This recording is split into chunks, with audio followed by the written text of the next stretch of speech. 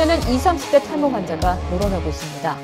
유전적인 요인뿐만 아니라 잘못된 식생활과 스트레스, 과도한 다이어트 등 비유전적인 탈모가 늘고 있기 때문입니다.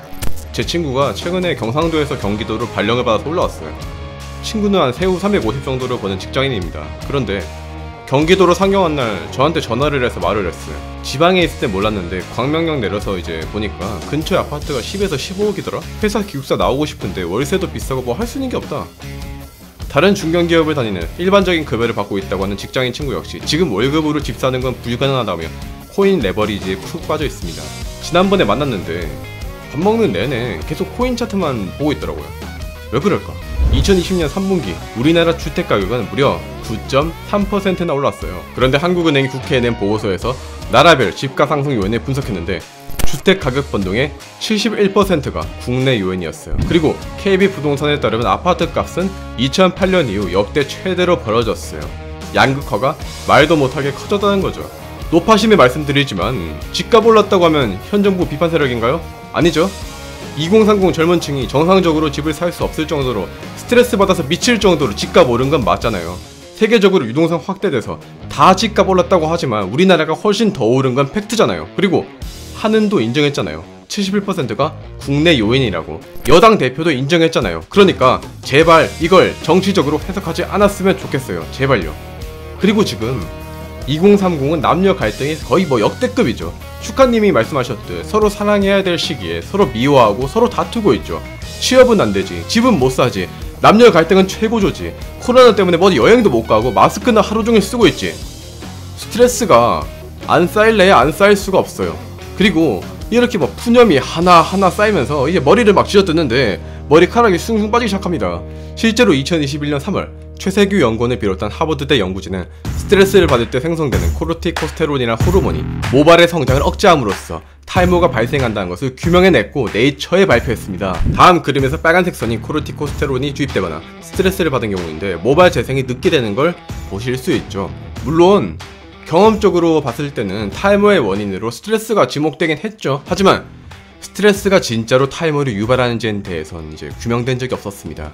그런데 코로나19에 감염된 환자 4명 중에 1명이 코로나에 감염되어 6개월 후 탈모를 경험했다고 합니다. 작년 중우한에 입원했던 코로나 환자 1700명 중에서 25%가 탈모를 경험했죠. 회복 과정에서 스트레스를 받아 탈모였을 가능성이 있는 겁니다. 근데 조금 웃기지 않아요? 과학기술이 이렇게 발달했는데 머리 빠지는 걸 해결을 못하는 이유가 뭘까요?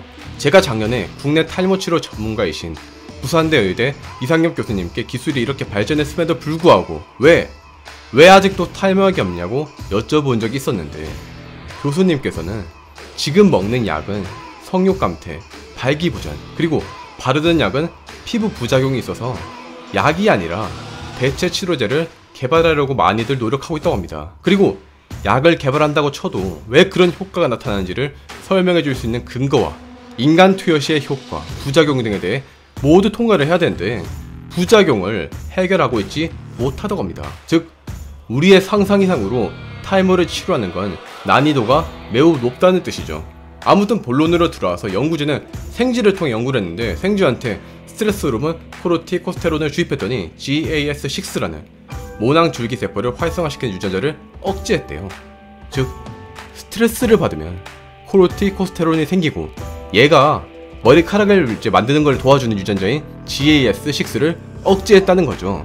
이 연구의 의의가 뭐냐면 GAS6를 활성화시킬 수 있는 방법을 찾는다면 탈모를 치료할 수 있다는 뜻입니다.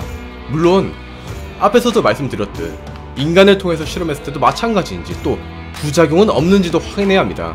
탈모 관련 베댓에서도 그랬듯 또 지만 머리털이 나고 끝일 수도 있는 거죠. 그리고 여러분 학생이시든 자영업자시든 직장인이시든 요즘 굉장히 힘들죠?